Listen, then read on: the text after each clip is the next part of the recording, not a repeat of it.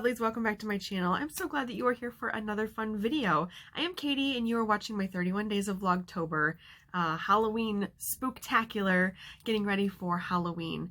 And I apologize again, I'm off of my schedule because I had an issue with my day number 19 video. I've already addressed it, but I did get a copyright ding. So I kind of was expecting it to happen because I was tempting fate with my use of the music. So I'm not upset about it, and it's not going to hurt my channel, luckily. So I have just lived and learned, and I will not be putting music directly in my videos anymore unless it's completely, found to be copyright free or it's an open license. So apologies for getting off of my schedule again, but that kind of threw me for a loop because then I had to re-edit my whole video.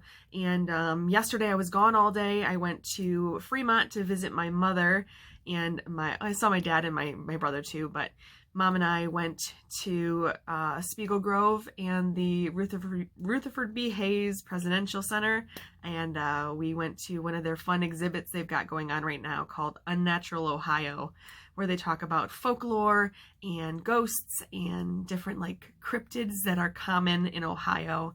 And they even threw the Mothman in there. I mean, I know he's from West Virginia for all intents and purposes, but it's right on the Ohio border, so they tacked him on there for good measure too. So it was so much fun to spend the day with my mom. We went to lunch afterwards in downtown Fremont. She took me to this fun little cafe they have there. And then we went and visited my grandma. I haven't seen my grandma in person in 7-8 months. And we just had to look at her through a glass door. I wasn't able to hug her or anything, but because they've pretty much got her on lockdown in there. But it was so good to see her face, and I gotta tell you, it was exactly what I needed. And so again, apologies for getting all of this wonky again, but I'm gonna do my darndest to get back on track. Like I said, man, it's October, and lots of stuff goes on in October, so I should have known better. And then, saying I was gonna do something exactly at this time, I know myself. I should have known. But again, I will get back in my normal swing of things. And the rest of these days will come pretty fast and furious, I think. I can't believe it's already the 20th. Holy goodness. The 20th of October. So we're just spiraling, guys. It's so close to Halloween, and that means it's almost the end of October, which is so sad. I hate seeing October go. It's my least favorite part of the year. I mean, I love Halloween, but then we know what Halloween means. It means the end of the whole beautiful month. But then you get kick-started into my birthday month and Thanksgiving and then Christmas, and then the new year finally comes. And I know we're all looking forward to the new year this year. So let's go ahead and move along with this. Because of the copyright ding, I will not be putting a music recommendation in my video anymore, but I will still note one in the description box below, along with a link to listen to it on Spotify. So I'm not giving up on the effort. I still want to recommend music for you to put for your, Halloween playlists, but I don't want to get in trouble. So like I said, I will be posting the information in the description box, so make sure you check that out. And so let's move forward with my book recommendation for today. So you have already seen this book. I've already done a video about the author. I absolutely adore him. But today's Vlogtober recommendation is for Cursed Objects. So it's this gorgeous book. You've seen it before, and it is just absolutely fabulous. I can't say enough good things about JW in general, and I finally got a little bit further along in this book. I haven't finished it still. I've actually bought 3 books in the last 2 weeks in preparation for Vlogtober to try and get through them, to get my thoughts together and do recommendations for those books. Because I've either read them on Kindle and I wanted a hard copy so I could show it to you, or somebody mentioned it and I was like, that looks like a great book. I want to see if I can finish it really quick. So I'm trying to get through a lot in a very short amount of time, but I absolutely love what I have read about this. I've read probably about 200 pages or so. Yeah, because I'm close to the end. Let me see where I finished off.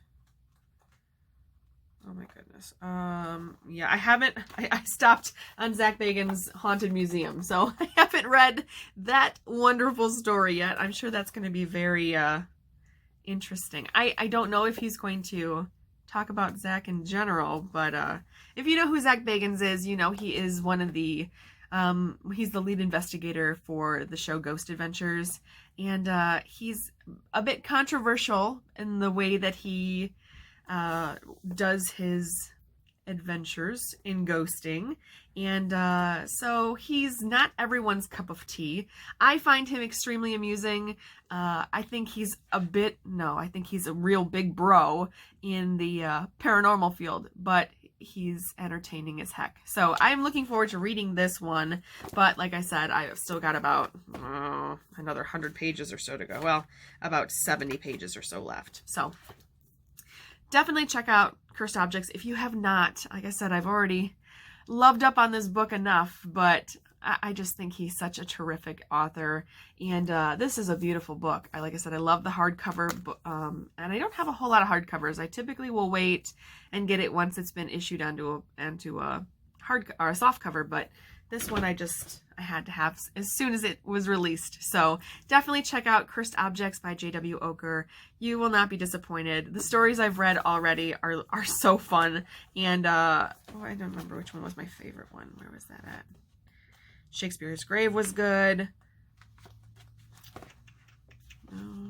Well, anyway, there's a lot of good stories in here about cursed items, cursed places. So definitely check this out. So that is my recommendation for today, Cursed Objects by J.W. Oker. So let's move on to my movie recommendations, and I have 3 of them for you today. I didn't even start my normal jazz with what was our thing from yesterday, and it was 1950s and 1960s horror. So this guy.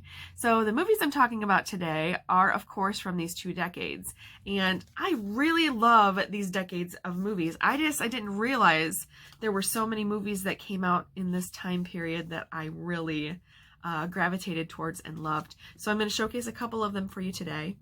One I'm going to talk about, because I think I've already discussed House on Haunted Hill back in the Haunted Buildings prompt, but we're going to talk about another Vincent Price classic, and this is House of Wax. So, of course, I've got the DVD. This one is from 1953. So 1953 is when this one released. And I think that it came out initially as a black and white, and then they technicolored it up over time. But it's the story of Vincent Price's character. He kind of works in this wax museum, and issue happens at the wax museum, and he gets scarred and seeks revenge for whoever, I think somebody tried to burn down the wax museum. So then he kind of goes a little crazy, and starts making new wax exhibits for his museum, but they're not quite wax people. They're human beings that have been dipped in wax. So it's a morbid a morbid way to do it, but like I said, he's kind of crazy, so he's just seeking revenge for the wrongs that have happened to him. And of course, it's Vincent Price, so you have to know how wonderful of an actor he's going to be in this. And I really love the story in general. I think Vincent does an incredible job playing this maniacal character, and it's just really entertaining. Now, this movie was remade. They did like a, I never know if it's like a reboot or if it's a remake, but I'm guessing it's a remake because they didn't really kind of change it up too much. But it came out in the 2000s, and it had Paris Hilton in it. And unfortunately, that's what the people remember about that movie is, oh, it had Paris Hilton in it. But it was okay. It was enjoyable to watch. If you've seen this version of House of Wax, you will roll your eyes a lot. But I still think it was worth a watch. It was a quintessential 2000s era film. You know what I mean? Teens and having, promiscuous sex and getting murdered. So, hey, it's the the recipe for a 2000s horror movie. So this one is, of course, a little tamer than that, but the subject matter is still pretty morbid, and you just can't go wrong with Vincent Price. I love him so much. I mean, his name is right there on starring Vincent Price. So if that doesn't sell the movie to you, I don't know what will. So definitely check out House of Wax. It is incredible. So my next choice for movies today, I am going to talk about, this is not a horror movie, guys. This is a kind of a comedy, really. But I didn't see this one when I was a kid. I saw this when I was in college. Was on a weird Don Knotts kick, and so I was like, I watched the Apple Dumpling Gang, and I watched a couple other movies, and I was like, oh, what is this movie, The Ghost in Mr. Chicken? So I watched it. I think it was on TCM the first time I watched it, and oh my god, it is so funny, and he's so fabulous in this movie. So, like I said, the movie is called The Ghost in Mr. Chicken. This one came out in 66. Yeah, so it's a Universal film from 1966. It is such a wonderful, a goofy-ass story about Luther Heggs, who is this timid, doesn't want to step on anybody's toes. He's a really nice guy. He works at the newspaper as kind of like the print aide. So he kind of collects all the words to put together to go through the print press. And people he works with are jerks. He's got one lead reporter that works for the newspaper that's just relentlessly rude and mean to him, always condescending him, putting him down.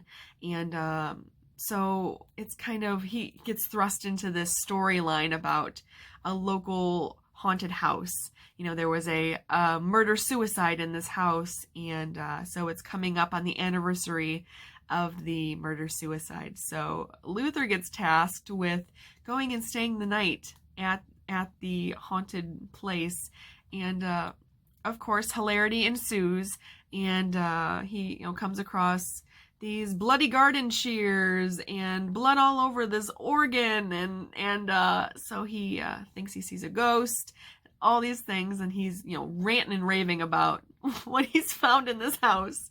So then he gets sued for libel. I think is libel is the print version. So he writes up this column about the house. The owner of the house reads it, and like I said, he sues him for slander.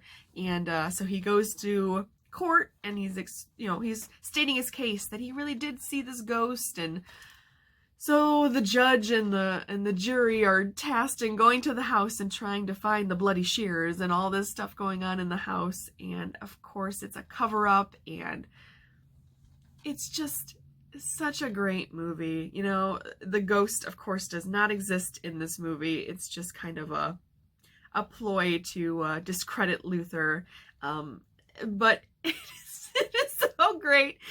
Don Knotts plays Don Knotts in this movie. I mean, it's just quintessential Don Knotts character, and he's goofy but lovable, much like if you're a fan of Ernest P. Worrell. If you watched the Jim Varney Ernest movies, it's so reminiscent of this character. He's such a lovable buffoon in this movie, and I watch it all the time. Not even, typically it's not an October movie for me. It's a March, June movie. Whenever I'm feeling like getting a dose of hilarity, I will put in The Ghost in Mr. Chicken, and it just makes me really, really happy. So if you have not seen The Ghost in Mr. Chicken, I highly recommend that you check this out. It is shown on TCM quite a bit, especially this time of year, since they're kind of pulling on their spooky vibes. And definitely worth your while. I don't know if it's anywhere else. It may be on Hulu. I think I may remember seeing it on Hulu at one point, but I can't be sure at this moment. But definitely check it out if you have the ability. The DVD is sold at Walmart for like $5 or under. I picked it up from Walmart a couple years ago. It was super cheap. So I don't think you're going to be disappointed in the slightest with this film. It is absolutely hilarious. Loved all the characters, even the jerky characters. And yeah, definitely check this out. So that is my second choice for today. And my third choice, this one I'm going to talk about kind of quickly because I've already mentioned this before, but the 1960 version of 13 Ghosts. So I am such a fan of this movie. So I've noted before when we talked about a little bit of the William Castle shtick, where he would kind of go with his trying to get people in the seats. So he did all these fun little,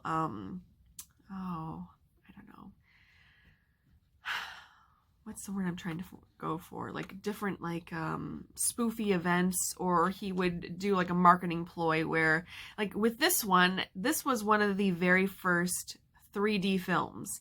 And so he shot this film with a red filter and a blue filter over it. It was the first time this was done. So when you went to see this in the theaters, they would give you what was called the ghost viewer or ghost remover. And so if you got scared in the movie and you didn't want to see the ghosts, you would look through one of the films and you would remove all the ghosts. You wouldn't see any of them. If you wanted to see the ghosts, then you would look through the other filter. So basically it was 3D before, like I said, 3D was a thing. But this is the original ghost viewer, ghost remover that they sold. Well, I don't think they sold it. They just gave it to you when you went in to go see 13 Ghosts.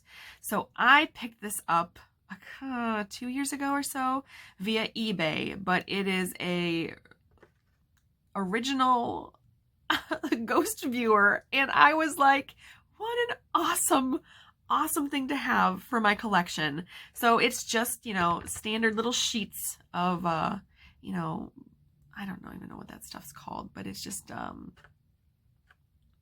you know, clear sheeting, and it's just, you know, taped on the back of it. Nothing spectacular, but I really love that this was such a huge ploy that William Castle used, and people just ate this stuff up. Like I said, he did this for 13 Ghosts.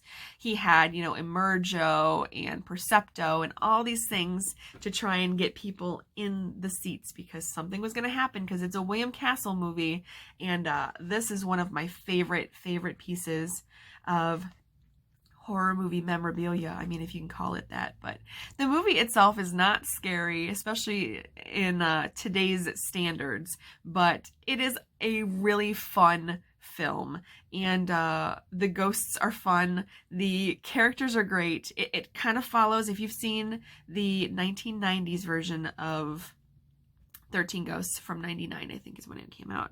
But if you've seen that film, then you know the whole premise. There is a man that passed away. He bequeaths his house and all of its contents to his nephew.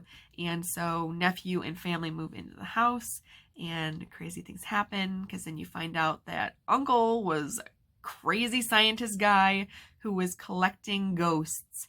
And this follows it's the same premise. So if you've seen that version, then you already have the general handle of this one. But the ghosts are clearly not as scary as the later version. But I love the story. They have this great scene where they're playing with a Ouija board in the dining room, and you know, the ghosts are moving the planchette, and the picture falls off the wall, and it's just general spooky haunted house effects. And I really love this film for what it is. And I don't think you'd be disappointed if you checked out the original 13 Ghosts. Don't expect to be terrified, because like I said, it's not a super scary movie. And there's, of course, human elements involved that really are the bad guys overall. But it's a great film. And like I said, I am so grateful to have this. I found it on eBay, and I have it now. I keep it in a shadow box along with my Universal Monster stamps. They had those sheets of the Universal Monsters, and I have a postcard for a place in Canada, Prince Edward Island, and they did a stamp series for haunted Canadian locations. I may do a video series of that. I've shown them in the past, on my Instagram and stuff, but it's kind of nice to kind of show them to you and see the iridescence and stuff on those. But so I may move and do that, you know, my spooky stamp collection that I have. So, but I absolutely love 13 Ghosts. If you have the opportunity to see it, again, that may be on TCM. They're pretty regular showing that at the holiday season, but it is fabulous and I highly recommend it. So those are my movie choices for today, and we will move on to TV series today, and I am going to do one that's kind of different. So this is not a serial type of show where you watch, you know, a progression of a story. This is a reality TV show that I have loved since day one. And this is the series Face Off that's on Sci-Fi. And so Face Off, what they do is they do special effects, makeups, and costuming. And then they have 3 judges who are kind of the paramount leaders of the field of makeup design and creature effects and costume design. V. Neal is one of the designers, and she worked on like Beetlejuice, and Patrick Tatopoulos was in the first couple seasons of the show, and he was creature effects for Underworld. He actually, I think, left the show because he and the host of the show, Mackenzie Westmore, fell in love and they got married. So I don't know if it was like they can't be on the show together because now they're a married couple or what, but I just thought that was such a wonderful little thing that this show did. It brought those two together and they fell in love, and it's kind of a weird aside, but it's true. And but it's been going on for many, many seasons. I think they're on season like 10 or 11 currently, and it's just a really great show. I am not talented in the slightest when it would come to makeup effects. Costumes, I could sew them, but to try and create something like that is way over my creative capacity. But to watch these people work, it is always my favorite thing. And they do have all the seasons of Face Off available, I think, on Hulu. So if you wanted to catch up and watch it from day one, you absolutely could do that. And I definitely recommend it. If you're into reality shows, you know, they usually have like 12 people, and they whittle it down to a winner, and it is just extraordinary. Some of the creature designs that they have on this show are unreal. They did back in the day, they did like a Tim Burton one where they had to create their own Tim Burton-esque character. They done, you know, creature design. They want your werewolves or your vampires or your ghosts. And, you know, your girl loves all of that stuff. So to watch the creative process of these people having an idea, you know, they sketch it out and then they bring it to life. And I just think that is unreal, the way that they can do that. So I could not say enough great things about Face Off. So if you've not seen that show, I definitely recommend you check it out. Like I said, it is available to stream on Hulu currently. I'm not sure about overseas where you'd be able to stream it from. I don't have a good grasp of the streaming services over there, but if you're able to just, you know, give it a Google search or whatever, it's definitely worth your time. You will fall down the rabbit hole with it though, and you can't watch just one season. You'll want to watch it all. So definitely check out Face Off. It is incredible. So I think I'm going to end it there today. It's kind of a short one, which I'm trying to get these shut down a little bit because I've been going 40 minutes, 50 minutes on a couple of videos, and I know that's entirely too long. So I am doing my best to stop talking so much and just kind of give my reviews and go from there. So that was my choices for today, and we'll go on to tomorrow's prompt, which is 2010's horror. So anything from 2010 to 2019, I want to hear about your favorite films that released in this decade. So I will see you tomorrow, same time, same channel. I really appreciate you guys being here as always. I hope that you are staying healthy, that you are staying safe, masking up when you're out and about, and doing your part to get us through this COVID stuff because it just feels relentless at this point. So I will give you all a big, and I'll see you in the next video. Bye.